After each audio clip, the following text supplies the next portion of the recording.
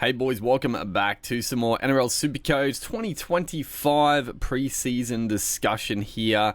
We've gone through the dummy halves, the front row forwards, now moving on to a fairly big position, the the second row forward. So there's going to be a lot. There's going to be a lot of options. It's the position that I'm unsure of what I want to do this year. Obviously, there's going to be heaps of good options. I'm sure I'm going to ramble on enough, but I'm going to try not to go through, obviously there's heaps of players I could talk about as good starting options, right? But I think it's more the fact how you want to structure your team, because I think most of us were burned last year going the mid-range Tour F, basically 6 mid-ranges, right? They were all pretty bad. There were a couple of exceptions. I mean, the one that stands out for me was probably Beau Fermor.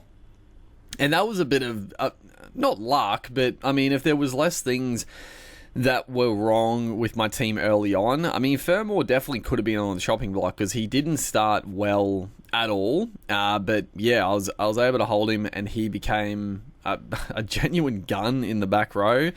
But a lot of the other guys like Sean Lane, Morgan Smithies, he was fine. He made a bit of cash. He got a few good scores, but tapered off pretty quickly. Piacora, Hila Maluki had his moments, but obviously injuries once again for him. Also, he's going to be missing the start of the season, so unfortunate there. So it's going to be another factor of, I feel like a lot of people now are starting to want to get better quality in the center wing. Obviously, the center wing, you need to have those cheapies because that's the bread and butter position to make that cash quickly.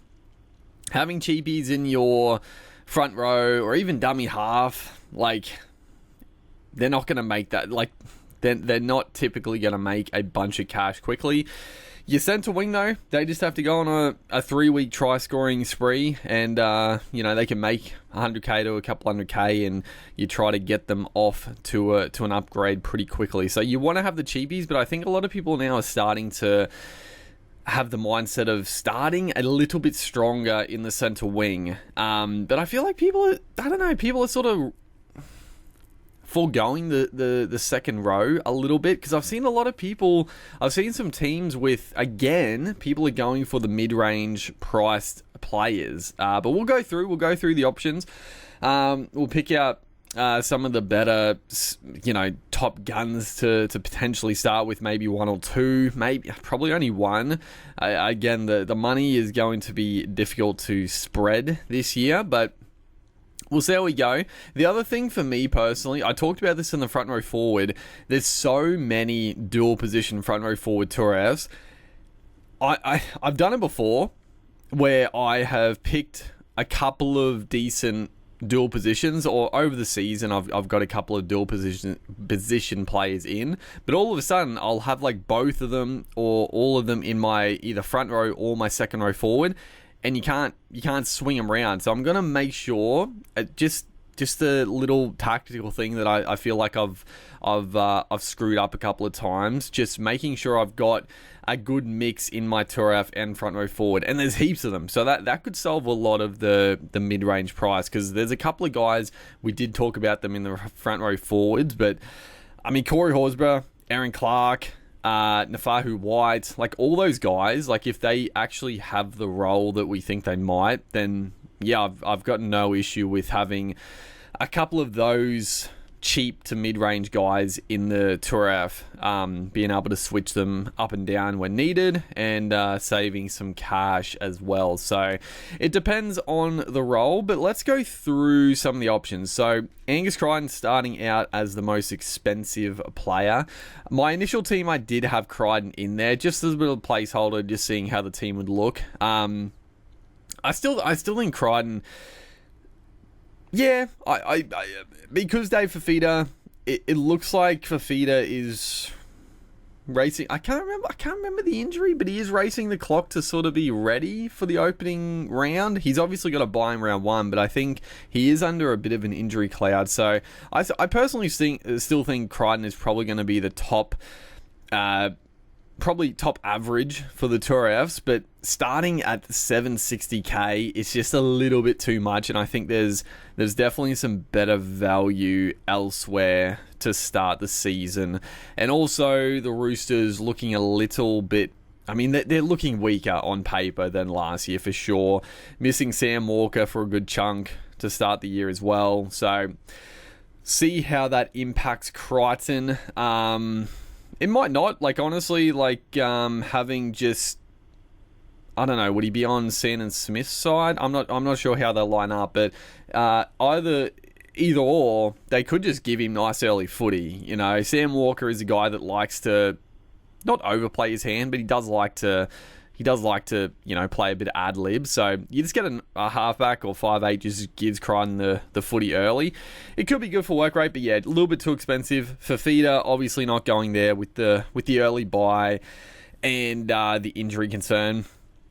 Isaiah Yeo, 727k. I mean, he's a guy that I've never owned. I've never even really thought about owning throughout the season, but he just continues to be an absolute gun in the position. So, like, it is what it is. I think it's a little too expensive from the get-go, but at the moment, he's in 8.5% of teams, so I don't know. People are starting to be like, you know what? Maybe we just start as Yo. I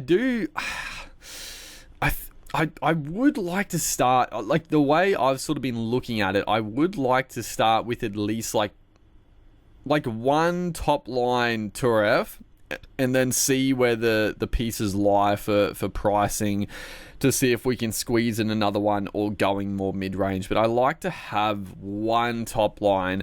Eli Katoa, very tempting. He, again, over that 700k, it's a lot.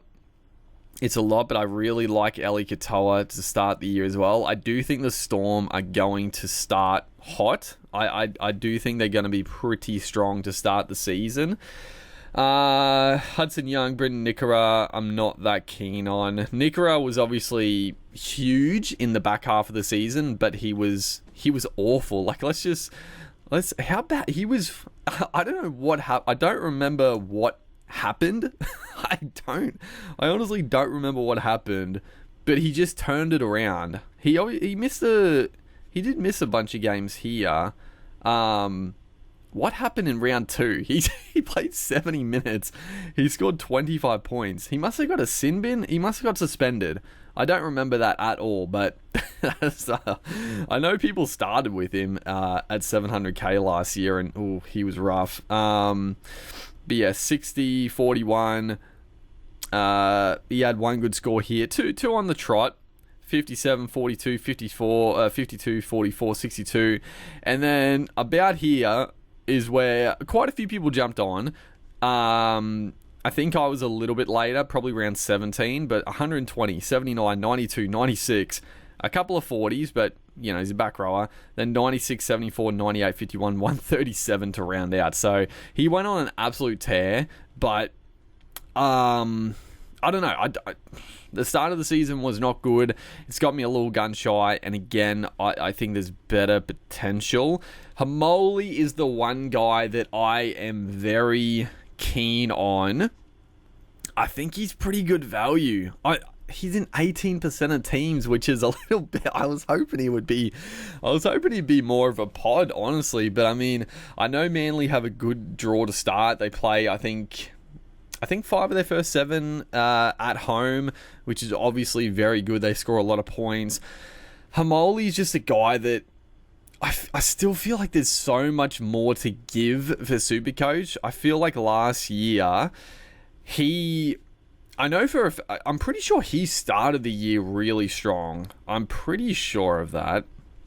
He had a bye, so not many people would have started him, but then 97... 54, 48. I mean, again, every second rower, doesn't matter how good, apart from Crichton and Fafita, typically, every other second rower, and probably his AEO as well, his base is just too damn good. But if they're not scoring tries or they have a try assist, they're going to get about 50 points. So you've got to remember that. If your gun second rower scores like 50-50 without a try, that's fine. Like, it's just what happens. It's just the fact that the gun second rowers are more than likely, they're going to have some attacking stats every week or so. So you got to keep that in mind. But yeah, he started like a fucking gun, dude. A couple of lower scores. 94, 76, 66, 81, 69. Missed a couple of games. This right here is where this is why he's so underpriced.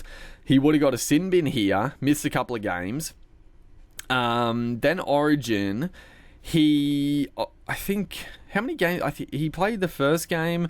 Did he play the second game? Yeah, I think he did. And again, New South Wales did not use him well at all. I actually felt like he came back a little bit, I don't know. He was off the boil a little bit after coming out of the Origin camp, but yeah, obviously played reduced minutes in round 14. He backed it up with a big one in round 15. Didn't play a couple here, and then 71, 73. Missed a bunch of footy here. I can't remember why. Oh no, that's right. Yeah, he did. I think it was a suspension, right? And I think, yeah, I held him because I didn't need to sell him. And I was hoping he was going to be a gun for the back end, but he just didn't quite. He was so... And again, this back end of the season, he had a great draw. He was like so close to scoring a couple of tries or getting a couple of try assists, but didn't quite happen. And then I'm pretty sure I think he definitely got sin bin in this game. Did he get sin bin in the final game? Maybe not. Maybe he just played less minutes. Well, yeah, he mustn't have. But that's one thing that lowered his average was the sin bins, and just he was so close. I'm pretty confident I'm going to start with Hamoli this year. I just feel like I think he could be up at that mid to high 700s as a player. Like, he's so damaging. If he is a guy, he is one of these guys that you can't really say he's not going to get sin bin again, because he's an aggressive style defender.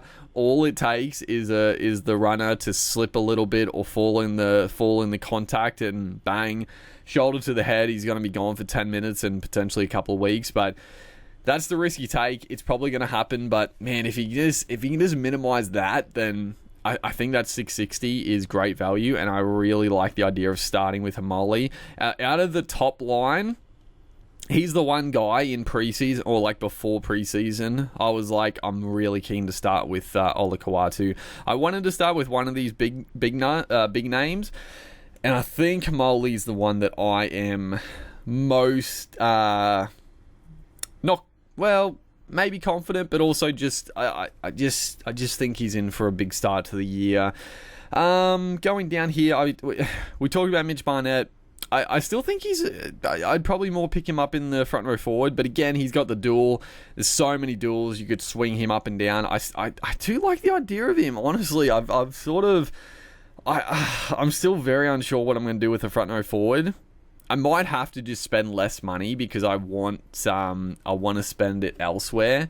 And if the front row forward mid-rangers, they got good roles, then it's probably just not worth it. But I do like the idea of Barnett. Hopgood, not so much. I mean, the base stats are great, but I don't know. The Eels are gonna have probably like Ryan Madison on the bench, Sean Lane on the bench. I don't really know how they're going to all work for the minutes. So I mean, he's going to be solid, but I don't think it's worth 660 to start the year. Jaden Sewer, no. Carrigan's solid. I mean, there's obviously talk that Carrigan is going to start at prop for the Broncos.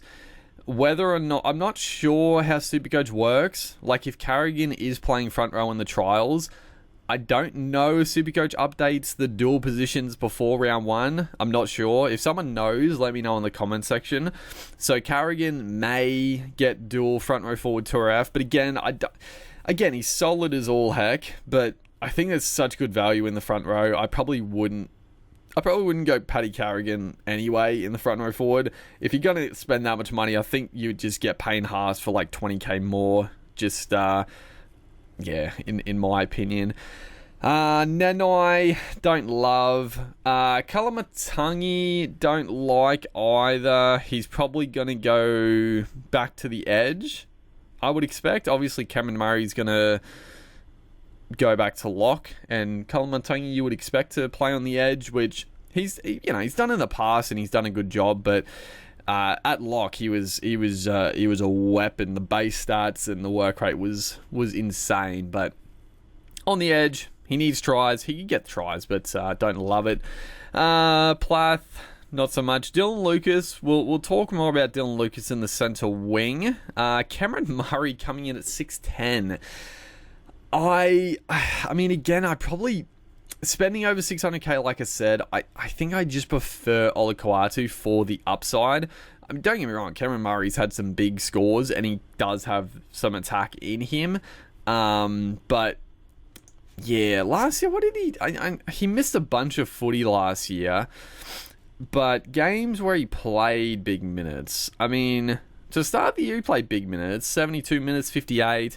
80 minutes, 63. I mean, that's the thing, though. Like, I feel like his good game, yeah, it's going to be 60, 70 plus, 80, even 80 here in 62 minutes, but Olakau'atu can have that 100 plus in him. I mean, I love Cameron Murray. He had a pretty good end to the year. That's why he's gone back up for sure. 86, 98, 73 to finish, but I think there's better upside to start the season than Murray. Jacob Preston, solid try scorer. I don't know how I feel about the Dogs. I don't know.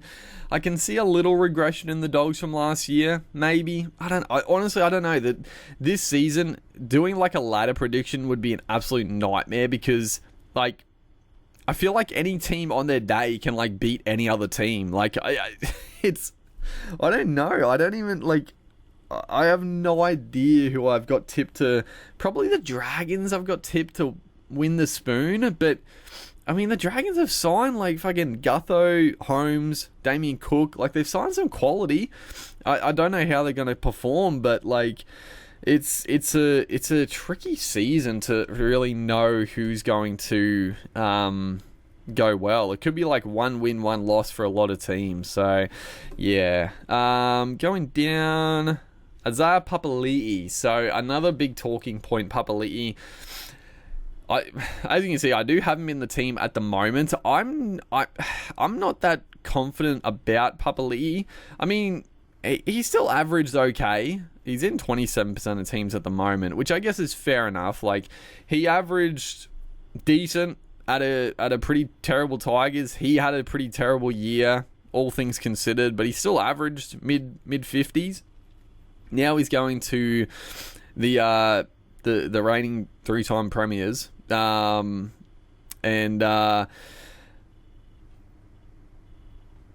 don't know.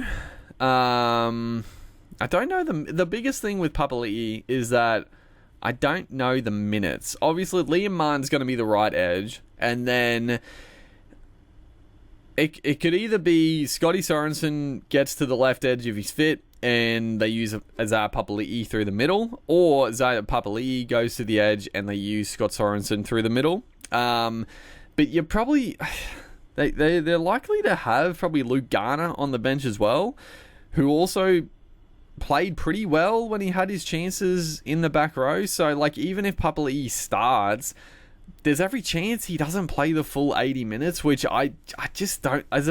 If you're picking edge back rowers, I think you need them to play 80 minutes. Like, obviously, if they're playing 60, they can still score a try and get a decent score. But if they don't, their score's going to be pretty shocking if they're not playing 80 minutes. So I don't particularly like Papali'i. If it comes out that he's like locked in for 80 minutes, then sure. I think he probably is a must-have.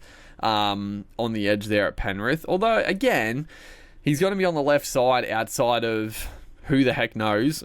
I mean, I can see Cleary roaming from right to left, left to right, and getting his hands on the footy a lot, but he's still going to be outside of like either Blaze Talungi, Dane Laurie, Cole. We don't really know. It's not going to be obviously Jerome Luai, so it's not the preferred edge. So I don't know. He's going to be a watch for sure, but we're not going to get much in the trials because he's not going to play 80 minutes in the trials anyway. So I don't know. I don't think I'm going to start him. I think he's going to be a decent little anti-pod play to start because I think a lot of people are going to jump on him. He could turn into an absolute gun again at Penrith, but I don't know. Last year was a bit. It was a scramble all last year with the left edge, man. I don't know. It's up in the air. I don't know what they're gonna do. Connor Watson, we talked about in the hooking spot. Adam Elliott, Cardi. Ruben Cotter's coming in at a decent price. He doesn't have the dual front row forward like he did last year. I don't particularly like it. Harris obviously retired. Going down, Teague Wilton. Teague Wilton is at a pretty reduced price. I feel like he's got more to give, Teague Wilton, but yeah, again, 550k. It's a little bit too expensive. Jackson Ford. I didn't talk about, honestly, Jackson Ford is another guy potentially in the front row forward could pose some pretty good value, but I don't love him in 2RF. Josh Curran, similar. Had him for a good chunk last year. He was fine. Maybe the attacking stats come this year. They didn't really come last year, so he could be at a decent price for that, but again, don't love it. Sean Blore. Could he increase his work rate? Maybe. He was pretty good last year for the Storm, but didn't quite get on the level of Eli Katoa. And I think a big reason for that is playing outside of a Cameron Munster instead of Jerome Hughes. Hughes, sensational with that short ball to Eli Katoa. Cameron Munster plays a lot more ad-lib, doesn't hit that short ball nearly as much. A lot of dummy and goes. So, yeah, still don't love Sean Blore on the left there. Kai Pearce-Paul.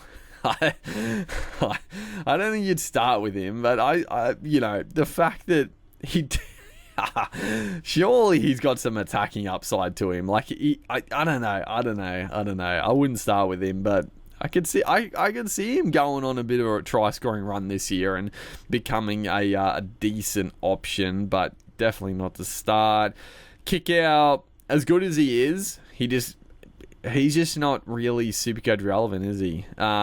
He's in 3.5% of teams. Johnny Bateman. So, I mean, a few people are jumping on the John Bateman train here, playing for the Cowboys. It seems like he does have that edge spot locked up. I mean, even more so with Helam Lukey now gone for a decent while. It's going to be Nenai and Bateman, you would assume. At 520k, I don't know. I don't even remember.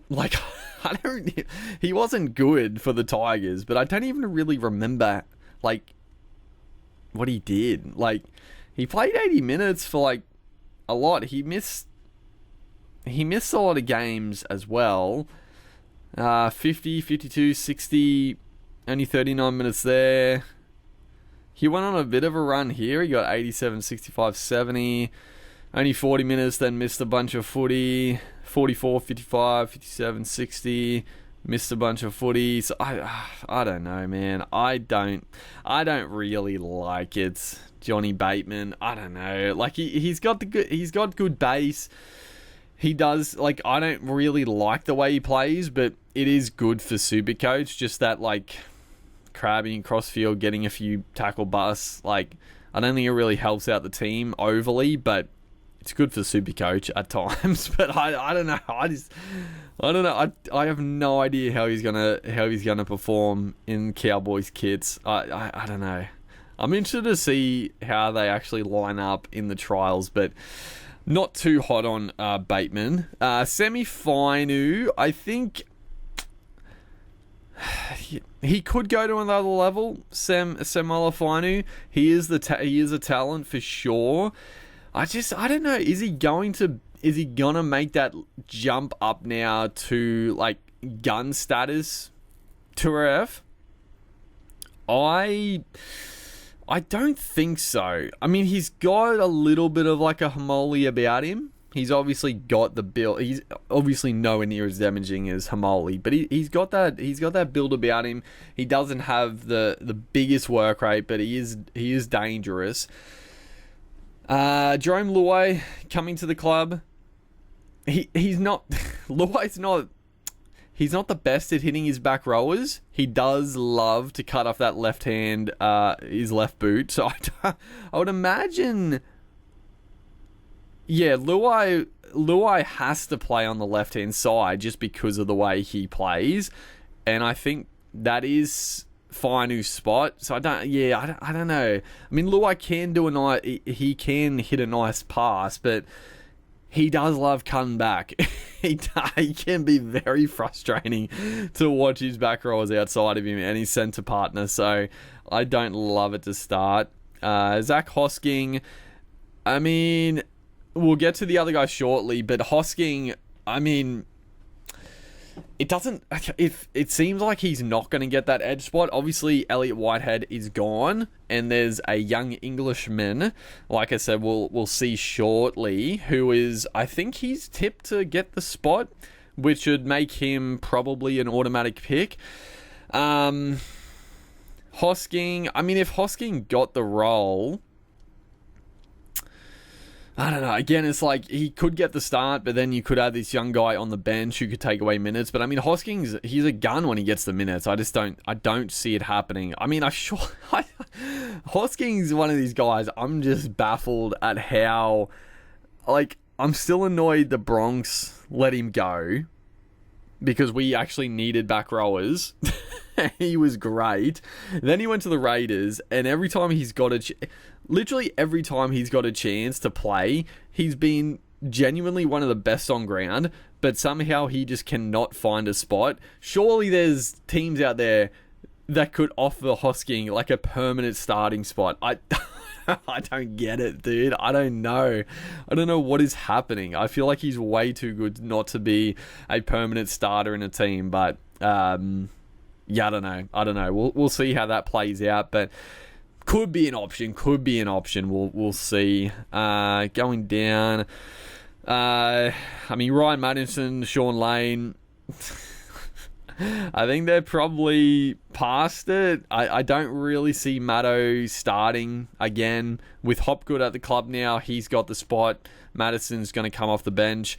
He's probably going to punch out decent points in low minutes with good PPM, but it's never going to be enough now to really pick him up. Sean Lane, same. I think him coming off the bench and playing through the middle actually worked a lot better, but I mean, you're not going to pick him up for 500k. Hill Maluki, obviously out injured. Unfortunate. I was half tempted to go him if he was fit, but I guess I don't have to even think about it now because he has crueled me in the past. But I just want to see Hill Maluki just get through a couple of seasons uninterrupted. That would be nice. But yeah, I don't know. We'll see. Going down. I mean, Scott Sorensen, again, like, if Sorensen does win the spot back, I don't think he will. Like, even if he does, I think the same thing with Papali'i being there. I don't think Sorensen's going to be playing 80 minutes, but, I mean, at 485, like, I mean, shit, a couple of years ago, he was touching, like, one of the best back rowers in Supercoach for a while there, so yeah, he's probably got to be more used to the middle, so not to be. Connolly Lemuelu coming at a decent price, but he probably, I mean, obviously Finn Fuyaki gets a spot, and then the other edge, it probably does go to Connolly. I do like Connolly quite a bit. I don't know. Yeah, again though, 500k. I think there's probably better value coming up for guys. Going down the list here, anyone stand out? Who Who have we got? Alex Seyfarth. Interesting. He probably gets the starting spot on that probably on the right-hand edge if Samuel Finu is playing on the left like he did last year. I'm pretty sure Finu played on the left, didn't he? I'm pretty sure he did. But Seyfarth, like, he's not bad value. If he's locked into a big minute role on the edge, he's got good base. Like, he does get in and does some decent work. Like, if we look at, it's going to be a little bit all over the shop because he played a lot through the middle, but he played in the back end here. He played 80 minutes on the edge, 53 points, 82 points, 54. I don't think he's not going to be a gun, but if he can just if he can jag a few in the couple of weeks and make some good cash early, I think he could be a good stepping stone. But yeah, I don't know. I'm just not that big a fan of Seyfarth. Kelma Tuolangi, I think, is actually a little bit more interesting at 433k. I think he's copped a lot of shit in his in his time in the NRL. He's obviously gone from club to club to club, but I think he may have found his spot at the Eels, and he actually played some pretty good footy when he locked down that edge spot. Like, his base was actually pretty good. A couple of years ago, he was making like one run a game and it was fucking doing my head in, but he actually started to get involved. It took a while. Brad Arthur didn't know what he wanted to do for a good chunk of the season, but then coming into the back half, he started to play 80 minutes. 74 minutes there, 57, 73, 80. He probably got he does get some sin bins. He missed a bunch of footy. Was he suspended or injured for that long? I do not remember. And then the back end here, 55 minutes, 86, 80 minutes, 63, and then 80 minutes, 81. He found some decent attack with some pretty good work rate. So I'm pretty keen on Kelma Tuolangi to start the season as a bit of a flyer. I know the Parramatta Eel mid-rangers did not do well for us last year, but could it be some redemption for Tuolangi? He's coming in a pretty good. He finished the season at just under 600,000, so it's not a bad pickup if he's going to lock that spot down. And I think the Eels, I've talked about it before, I do think the Eels, if they're going to be anything decent this year, it's going to be attacking. Like, I don't see them being like a defensive powerhouse. I think they're going to be an attacking upside team, and that bodes well for a Tuolangi. He's not going to be outside of Moses. I would imagine they would keep Cardi out there, who was great for me whenever I picked him up. I would love it if Kelma was outside of Moses. Moses just links up with his back row so well. Dylan Brown does as well, but he obviously runs the footy a lot more than a Mitch Moses. So we'll see. What was Cardi actually? He was a little bit too expensive, I think. I didn't even really talk about him, but where is he? Where is our Bryce? Yeah, 560. I don't hate it. I just, when he has played with Moses, his scoring is just so much better. He was shocking. He got 116 in his first game. He had a couple of 38. But yeah, when Moses, I don't know exactly when Moses came back, but 58, 54, 79, 62, 74. He's got the offload, he's got the attack. The base stats can sometimes be pretty shocking, but he's probably a little bit too expensive to start. They're coming up against a Storm as well. It's a tough game. But with Moses in the team, they just work so well together. They're really a good combo, Moses and Cartwright. But yeah, I don't mind Kelma. I don't mind Kelma at all, actually. Tupanua at the Doggies. Tallis Duncan. I still don't see the minutes. Brendan Piacora starting about the same price he did last year. I don't know. Like, it's just a matter of tries for Piacora. If he stays fit, I do think there's some good value for Brendan Piacora for sure. But I don't know. He's a guy that I talked about it before, like with the back rowers. If they don't get tries and try assists, like they're going to get about 40 to 50. That's just what you get. But Piacora is one of these back rowers that if they don't score a try or a try assist, it's more like 30, which is it's not good. It's not great. So I don't love it. Going down, Aaron Clark, obviously, if he gets the role. Again, a lot of these guys, it's just going to be a matter of how it works out. But I want to have, like, 2 duels, or at least, like, 1 duel in the front row and in the back row. If I can have 2 and 2, that would be ideal. Then you can just swing them around whenever you need to.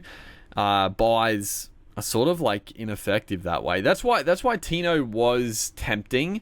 But I think with so many duels, probably don't need to start Tino. I don't know. I'm still so unsure what I'm gonna do with Big Tino. If it's worth just holding him, or just he probably is worth just giving a couple of weeks. Honestly, because the thing with Tino is that I don't think he. Well, it's not that I don't think. I know he's. Unless he scores a try or a couple of tries, he's not necessarily going to hurt you in the first couple of games he plays. Like, he could look really good, but still score like 50, 60 points. So, I'm probably leaning towards just waiting till, round 4 before he increases in price. But Aaron Clark on the watch list. Jack Bird, I mean... We'll talk more about Bird in the center wing department. I think we'll keep going here. Going down. So Finifuyaki coming in at 370k. I mean, honestly, if he does get that back row spot, I think he's a lock. I think he's a lock. He doesn't necessarily have the best base stats, but he is a weapon, and I think he is a guy that could up his base. Like he's had games where his base has been good, but then others are shocking. It's just he was a bit all over the shop. 80 minutes, like you can see there, 80 minutes 32, 80 minutes 47, 80 minutes 86. Obviously scored a try. 70 minutes 34. Played a couple of 20-minute games. 80 minutes 76, 80 minutes 57. 75, 47, 80 minutes 37. So he's got a little bit of that Piacora about him, but I feel like he's young enough. I feel like he is a guy that's going to increase it. He doesn't feel like a guy that's just solely going to rely on those attack. Like, I feel like he's a guy that can get in and do the hard stuff. The Cowboys have never really been that. I mean, him, Nanai, Lukey, they're not really base stat beasts, you know. They don't really play like that. They're back rowers. So I think in the Dolphins, he could up his base and have the attacking upside. 370k. I mean, it's way undervalued. Like he played so many games in the the 10 to 20, 30 minute range. So he's very undervalued if he's going to get the starting back row spot. So if he's there, he's going to be in the side. Nafahu White. We talked about him in the front row. If he has got the starting lock position, which again, I think he will. I think Radley was good enough on the edge that they'll probably keep it like that, but you never know. Radley could go back to lock and Nafahu go back to the bench if that's the case, and you're probably not going to pick him up. But yeah, if he's a lock, then he's a lock in the team. Corey Horsburgh, same. I think if Horsburgh is starting, and I think I'm pretty confident Horsburgh will start because Papali'i is not getting younger. I don't think Ricky wants to use Papali'i starting anymore, so it leaves a front row spot or lock. I mean, Morgan Smithies, I think, could do the same fucking job at prop if they wanted to put Corey at lock. It doesn't really matter. I think he actually offers a bit more at lock than old Morgan Smithies, but I think Horsburgh is in for a big year. Honestly, I think Horsburgh is going to be like the buy of the season for a lot of people. I think he is going to be an absolute must-have come round one. So I'm calling now. He's locked into the team. If he is somehow not starting, I'm going to be shocked. Like I talked about in the front row discussion that he was on the outer, he was going to leave, and then somehow the Raiders have kept him. Surely they have, like, they gotta get him back into the side, man. He's too good. Like, I still think he can be one of the best props going around. He is very solid. So I'm excited to see the resurgence of Corey Horsburgh. Going down the list, Kobe Hetherington. A lot of people are jumping on Hetherington. I gotta be honest, he is one guy that even if he gets the starting lock spot, so if the rumours are true and Paddy Carrigan goes to prop and Horsburgh gets the lock start, I still don't know if I'm gonna get him. I don't see Hetherington really being that good. Like, I think he can be a very good rugby league player. I just don't see him ever being Supercoach relevant. Even at 330k starting lock, I don't know. I could be way off. And maybe if he does play starting, he could be a monster. I just don't see it. I just don't see it. I don't know. I'm not feeling it.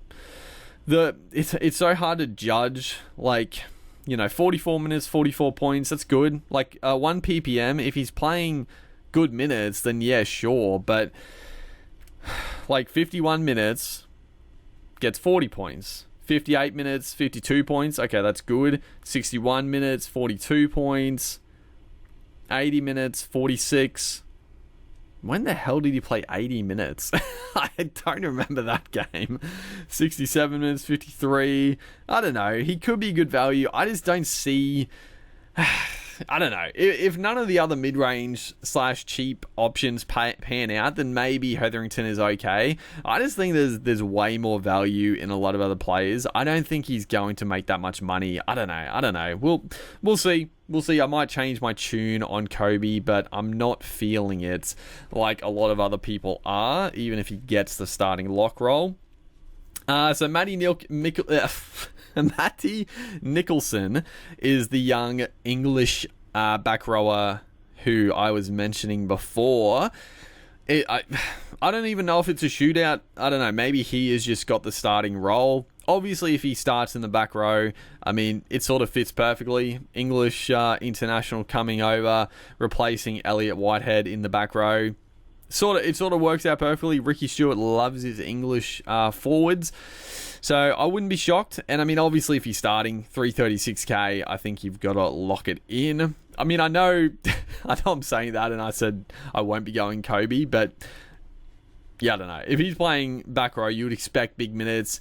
Hetherington, I still don't know about the minutes, and I know how Hetherington plays. Nicholson, I mean, I haven't really seen much of him at all, but there's pretty big raps on the kid, so I think he's a lock if he's starting, that is.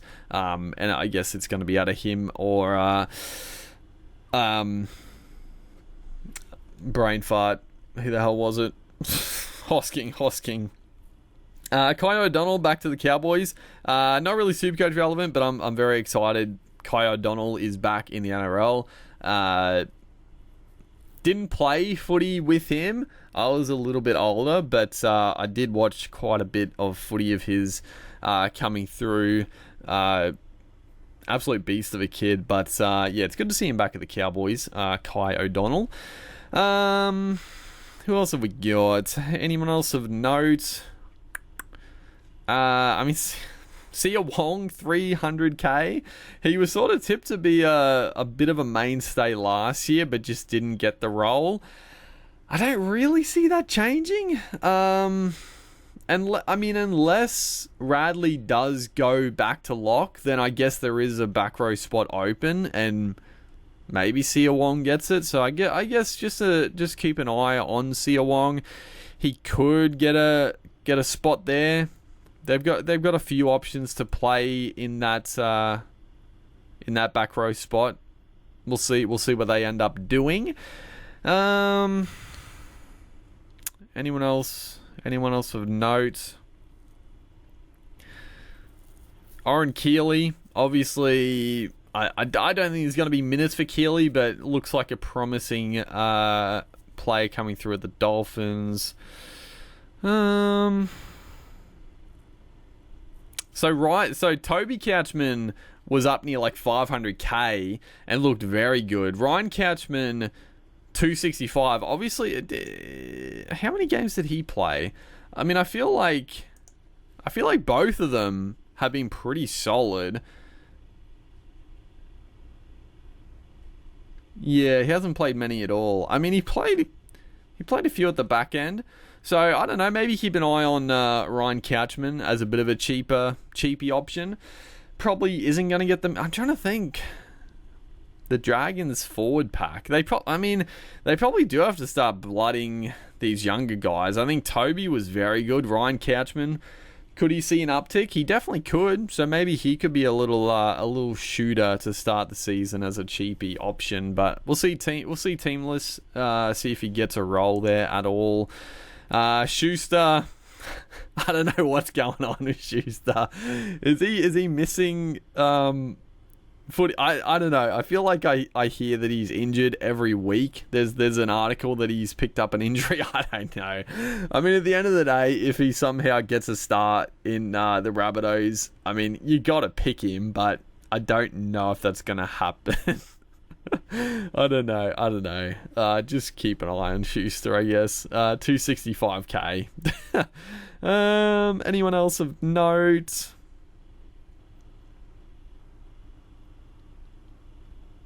Harawira Naira, 232. I mean, yeah, he obviously didn't play much footy at all after that pretty serious injury last year, the head injury. Did he retire, or is he playing again? I don't know. I don't know what's happening with CHN. I haven't really kept up to date, but hopefully I'd love to see him back. Not for Supercoach purposes, but it'd be good to see him able to continue his career. Mason Teague, obviously a good youngster as well, but I wouldn't see the minutes. Jacob Laban, good young warrior coming through. Maybe gets an uptick in minutes as well. We'll see. I know one of the... I can't remember. I think it might be Vaimaga. Is he the guy that used to be Sifakula? I know one of these guys, they changed it. I'm pretty sure it's... I think it's Vaimaga. I think it's him that used to go by Sifakula. I don't know exactly the reason for the change in name. I don't know. But if it is him, he could also be a cheapy option. Because, I mean, Sifakula was an absolute beast when he got some game time. So, again, they got to start bringing some of these young guys through. Charlie Geimer. I mean, he looked really good when he came in to the Eel side. Then he picked up an injury. I don't see him getting a role, but you never know. I guess another one. Jesse Calhoun, very good player. Don't see the minutes for him, but a wait and see. And yeah, that's pretty much it. There's obviously other cheapies. There's definitely gonna be a couple of bolters that come out to play, but I think for the most part, the one guy I think that's locked in is probably Olakau'atu. I really like the idea of starting one primo, and Olakau'atu's the one guy I'm feeling pretty confident about. Then it's probably going to be mid-ranges again, man. Like I feel pretty good about like taking a punt on Kelma Tuolangi. And then it's a matter of where I play Nafahu / Corey Horsburgh, Matty Nicholson as well, like if he gets a start. So I think one primo. If obviously a lot of these mid-range don't work out, Who would be the other, if you wanted to spend a bit more, who would be the other guy I'd be keen on? I mean, again, if Papali'i was like confirmed for 80 minutes, then sure, but I don't know. I wouldn't hate taking a flyer on Brycey. I wouldn't hate taking a flyer. I don't know. Okay, they don't have the draw. I could look up the draw. Obviously, they got Melbourne in round 1. Not great, but I don't know. Outside of Moses, 560k. My boy, Bryce Cartwright, is he back? Who else? Who would be the other guy I'd be keen on? I mean, I guess I could still go like a Tino as my other like expensive guy who's not playing round 1, but you just stick him in Tour for now, and then you can swing him up and down. Could do. Or Mitch Barnett instead of a Tino. Plays round 1. Probably is a bit more solid to start the season. Eli Katoa, maybe. I don't know. I don't really want to spend that much in the back row though. But Olakau'atu I think is pretty locked in, and then it's going to be again probably going to take the punt on a bunch of mid-rangers, hoping that they don't shit us like they did last year. But yeah, we'll see. We'll see how the team or the money shakes up in the overall. But yeah, hopefully you guys enjoyed the discussion here. Make sure to let me know in the comments who you looking at. Going all mid ranges, any primos. We'll see what team lists. Obviously, only a couple of weeks before trials, which is very exciting. But yeah, make sure to like and comment. I'll see you guys in the next one.